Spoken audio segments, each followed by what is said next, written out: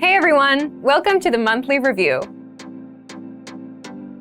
the monthly show on language learning, where you discover new learning strategies, motivational tips, new study tools, and discover new resources. By the way, you can download all the lessons and bonuses you're about to see right now on the website. So click the link in the description to sign up for your free lifetime account and start speaking in minutes. Okay, today's topic is how to get a return on your language learning investment. If you're watching this, you're already learning a foreign language. But if you're like most people, you're probably wondering if it's working or if you're getting better, right? So that's why today you're going to learn 1. 2 big reasons people fail, 2. the importance of tracking your return on language learning, and 3. how to track your results and reach your goals. But first, listen up. Here are this month's new lessons and resources. First, do you want to be able to complain in the language you're learning? Then get our new Making Complaints PDF cheat sheet right now. It's filled with must-know phrases and vocab, so you can complain like a native.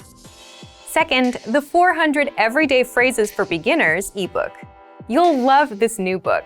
You'll be able to talk about your daily life from morning to night, and you'll master 400 practical phrases. Download it for free right now.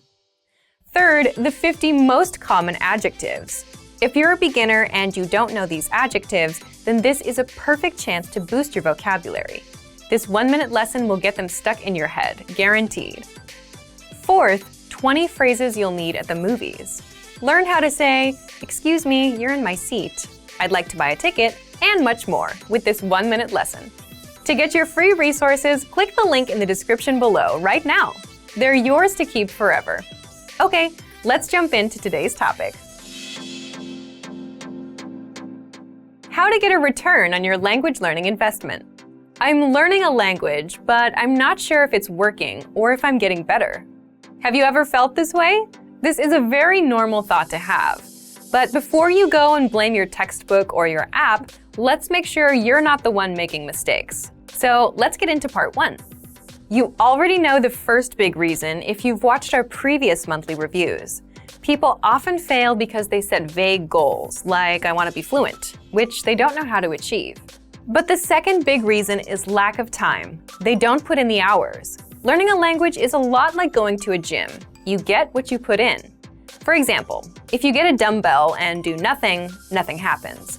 It can do great things for you, but it won't work until you pick it up and curl it a few times.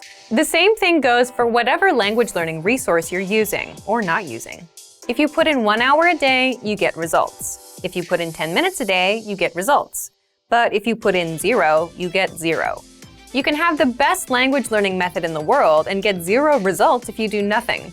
And similarly, you can have the worst textbook ever and make progress if you put in the time. So you have to make sure you're consistently putting in time first. Part 2.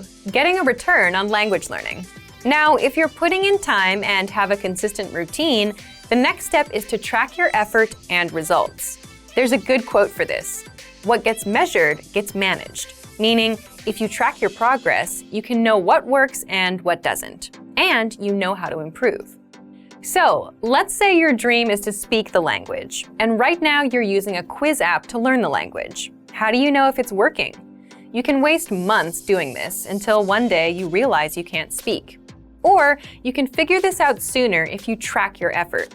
If you step back and track your effort and results, you'll see that the quizzes have helped you remember words, but you've done 0 speaking practice and can't speak. Once you realize this, you can adjust your routine to do something else that helps you speak. The point is, you get to know what works and what doesn't work. Again, what gets measured gets managed. Next, tracking helps you see a clear path to your language goals. Here's an example from our learning program. With our audio lessons, the absolute beginner level ones, we know that 3 or 4 audio lessons can help you master about 1 minute of conversation. That's because the dialogue tracks are about 20 seconds. So 20 seconds apiece, that's 60 seconds, 1 minute. Now you know the return on your time. 3 or 4 lessons means 1 minute of conversation. And because you know how to reach 1 minute, you know how to reach 2 minutes, 3 minutes, and then 10 minutes. You can actually see a clear path to your goals. So the big lesson is, if you track your results, you'll know what to expect in the future, and you can hit your language learning goals. Again, what gets measured gets managed. Now, how do you track exactly? Part 3, how to track your results and hit your goals. Remember, at the basic level, language learning is putting in time. You don't need a special language gene or a talent. You just need time. The more time you put in, the more results you get. So let's look at 2 ways, an easy way and an advanced way of tracking your time and results. Let's start with the easy way first. 1. Simply track the time you put in. So if you do a 10-minute audio lesson today and then spend 5 minutes with flashcards, note this as 15 minutes for the day. Just write it down in a notebook or a planner. Then do the same thing tomorrow. The goal here is to track the time and your effort so you can review later. If one day you realize you don't speak as much as you'd like, here's what you do. You look at your timesheet. If you see that you've been just watching YouTube videos, you can spot the problem, which is you've done no actual vocab study or speaking practice. And then you can start doing it. Another way you can track your time and effort is with the dashboard on our site. If you visit the dashboard, you can see the lessons you've completed, the number of flashcards reviewed, and hours studied. Now, here's the second tactic, and it's an advanced one. Track time and results. Tracking time is easy, but tracking results is trickier if you're learning a language on your own. So, how do you do that? For example, if you're studying words with flashcards, study for 5 minutes and can remember 7 out of 10 words, then that's your return.